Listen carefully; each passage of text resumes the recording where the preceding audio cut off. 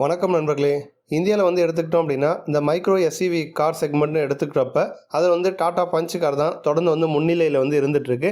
அந்த காருடைய மார்க்கெட்டுக்கு குறி வச்சு பஞ்சு காருக்கு நேரடி போட்டியாக தான் பார்த்தீங்கன்னா ஹுண்டாய் எக்ஸ்டர் காரை இந்தியாவில் விற்பனைக்கு கொண்டு வந்தாங்க. இப்போ ரெண்டுமே ஒன்றுக்கு ஒன்று சலைச்சது கிடையாது. இருந்தாலும் சேல்ஸ் கவுண்ட் அப்படின்னு வரும்பொழுது எக்ஸ்டர் கார் டாடா காரை பஞ்சு காரை முறியடிச்சுதா அப்படிங்கிறத பற்றியும் அந்த சேல்ஸ் கவுண்ட் பற்றியும், இன்னொரு புறம் ரெனால்ட் பார்த்திங்க அப்படின்னா டஸ்டர் காரில் புது ஃபீச்சர்ஸ் ஆட் பண்ணி தான் இந்தியாவில் விற்பனைக்கு கொண்டு வர போகிறாங்க. இதை பற்றி தான் நம்ம பார்க்க போகிறோம். முதல்ல பார்த்திங்க அப்படின்னா நம்ம பஞ்சு எக்ஸ்டர் இந்த அப்டேட்டை பற்றி நம்ம பார்த்துருவோம். 2024 டிசம்பர் மாதம் சேல்ஸ் ரிப்போர்ட்டை எடுத்துக்கிட்டோம் அப்படின்னா பஞ்சு காருக்கு எக்கச்சக்கமான வரவேற்பு கிடைச்சிது. ஏன்னா டிசம்பர் மாதத்தில் 15,073 கார்களை விற்பனை பண்ணாங்க டாடா மோட்டார்ஸ். ஆனால் இதே காலகட்டத்தில் டிசம்பர் 2024 நம்ம எக்ஸ்டர் காரை எடுத்துக்கிட்டோன்னா 5,270 கார்கள் மட்டும்தான் விற்பனை பண்ணியிருந்தாங்க. அந்த வகையில் நம்ம பஞ்சு கார் தான் அதிகமாக விற்பனை ஆயிருக்கு. டிசம்பர் மாதத்தில் மட்டும் 9,803 கார்கள் நம்ம எக்ஸ்டரோட பஞ்ச் அதிகமாக விற்பனை ஆயிருக்கு. அதே மாதிரி 2023 நம்ம கம்பேர் பண்ணோம் அப்படின்னா 2023 டிசம்பரில் ஹுண்டாய் எக்ஸ்டர் காரை 7,516 கார்களை விற்பனை பண்ணியிருந்தாங்க. ஆனால் 2024 5,270 கார் மட்டும்தான் விற்பனை ஆயிருக்கு. அப்போ சரிவை தான் சந்திச்சிருக்கு. ஒரு 30% பார்த்தீங்கன்னா காருடைய சேல்ஸ் அடி வாங்கியிருக்கு அப்படின்னு சொல்லலாம். இன்னொரு புறம் பஞ்சை பொறுத்த வரைக்கும் ஒரு 9% இன்க்ரீஸ் தான் ஆயிருக்கு. ஏன்னா 2023 டிசம்பரில் 13,787 கார்கள் விற்பனை ஆயிருந்துச்சு. இப்போ இந்த வருஷம் பார்த்தீங்கன்னா 15,073 காராக அது மாறி இருக்கு. அப்போ 9% பார்த்தீங்கன்னா நமக்கு வளர்ச்சி தான் கண்டிருக்கு. அதேமாதிரி ப்ரைஸ் அடிப்படையில் எடுத்துக்கிட்டோன்னா எக்ஸ்டரை பொறுத்த வரைக்கும் 6.20 லட்சத்துலேருந்து நமக்கு ஸ்டார்ட் ஆகுது. டாப் மாடல் 10.50 லட்சம் வரைக்கும் வந்திருக்கு. இதே மாதிரி தான் பஞ்சு காரும் பார்த்தீங்கன்னா 6.20 லட்சத்தில் நமக்கு ஸ்டார்ட் ஆகுது. டாப் மாடல் 10.32 லட்சம் ரூபாய் வரைக்கும் விலையில் பார்த்தீங்கன்னா விற்பனையில் வந்திருக்கு. இப்போ இந்த டிசம்பர் ஒரு மாதத்தை மட்டும் வச்சு பஞ்சு தான் நல்ல அதிகமாக சேல் ஆகிட்டு இருக்கக்கூடிய ஒரு கார் அப்படிங்கிற முடிவுக்கு நம்ம வந்துட முடியாது. அடுத்து முன்னாடி இருக்க ஒரு 2 மாதங்களை எடுத்துக்கிட்டோன்னா நவம்பர் மாதமும் அந்த டாப் 15 கார்கள் அதிக விற்பனையான கார்கள் பட்டியலில் பஞ்சை பொறுத்த வரைக்கும் 3வது இடத்த பிடிச்சிருக்கு.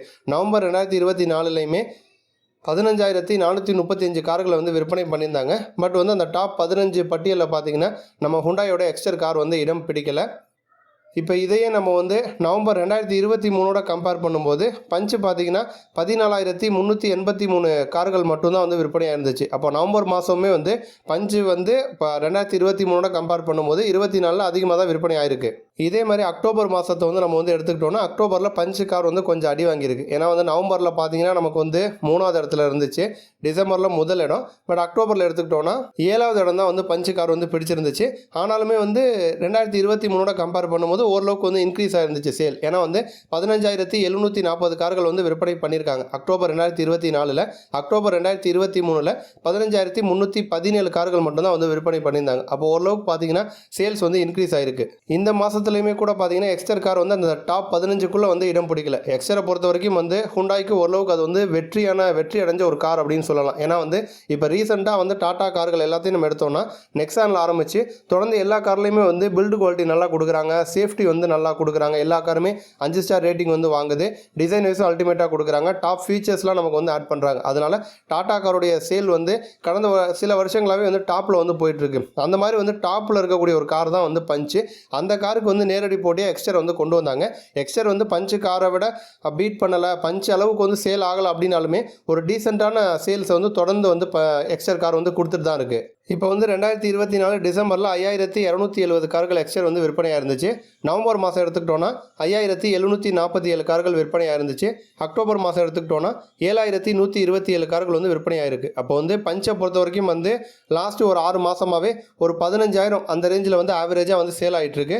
இன்னொரு புறம் எக்ஸ்டர் பார்த்தீங்கன்னா ஆவரேஜாக ஒரு 5,000 to 6,000 அந்த ரேஞ்சில் பார்த்தீங்கன்னா தொடர்ந்து சேல் ஆகிட்டுருக்கு. அப்போ ஓரளவுக்கு பார்த்தீங்கன்னா ஹுண்டாய்க்கு இது வெற்றி தான். பட் இருந்தாலும் இந்த செக்மெண்ட்டில் நம்பர் 1 வரணும் அப்படின்னா பஞ்சை அடித்து காலி பண்ணால் மட்டும்தான் எக்ஸ்டர் காரால் நம்பர் 1 இடத்த பிடிக்க முடியும். இப்போ இந்த 2 காரில் இருக்கக்கூடிய டாப் ஃபீச்சர்ஸ் பற்றி நம்ம பார்த்துருவோம். எக்ஸ்டர் காரை பொறுத்த வரைக்கும் சில ஃபீச்சர்ஸ் இந்த காரில் ஃபஸ்ட் டைமாக ஹுண்டாய் கொடுத்தாங்க.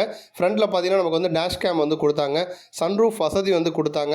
இதை தாண்டி நமக்கு வயர்லெஸ் சார்ஜர், ஃப்ரண்ட்டில் type C USB charging port கொடுத்தாங்க, பெடல் ஷிஃப்டர்ஸ், பாடி கலரில் வந்து bumpers, electronic stability control, hill start assist, keyless entry, projector headlamps வந்து கொடுத்தாங்க. ஆம்பியன் சவுண்ட்ஸ் ஆஃப் நேச்சர் அந்த ஒரு ஃபீச்சர் வந்து கொடுத்தாங்க. டிரைவர் சீட்டை ஹைட்டை வந்து நம்ம வந்து அட்ஜஸ்ட் பண்ணிக்க முடியும்.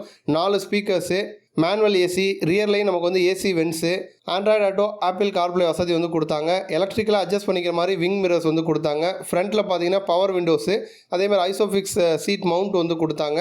ரியரில் வந்து நமக்கு வந்து பார்சல் ட்ரே வந்து கொடுத்தாங்க. இதெல்லாம் பார்த்தீங்கன்னா எக்ஸ்டர் காரில் இருக்கக்கூடிய ஒரு டாப் ஃபீச்சர்ஸ். இப்போ வந்து எக்ஸ்டரில் இருக்க மாதிரியே பார்த்தீங்கன்னா நமக்கு வந்து பஞ்சிலையுமே வந்து நிறையா முக்கியமான ஃபீச்சர்ஸ் வந்து டாடா மோட்டார்ஸ் வந்து கொடுத்தாங்க. 366 லிட்டர் வந்து நமக்கு வந்து பூட் ஸ்பேஸ் வந்து கிடைக்கும்.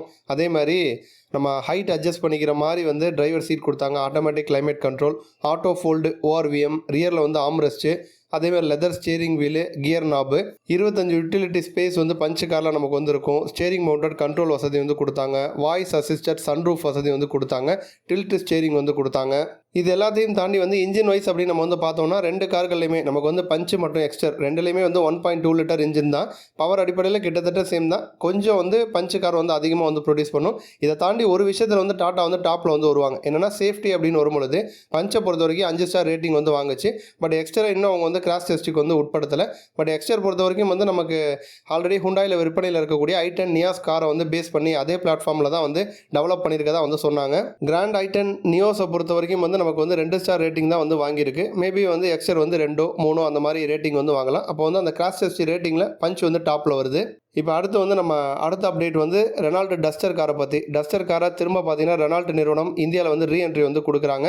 ஒரு காலத்தில் எஸ்யூவி கார்கள்னால் என்னன்னே தெரியாமல் அந்த அதிகமான பேர் வந்து எஸ்யூவி கார்களை வாங்காமல் செடான் டைப்பில் இருக்கக்கூடிய கார்களை வாங்கிட்டு இருந்த சமயத்தில் நான் உள்ளே வரேன் அப்படின்னு சொல்லிட்டு டஸ்டர் உள்ளே வந்துச்சு.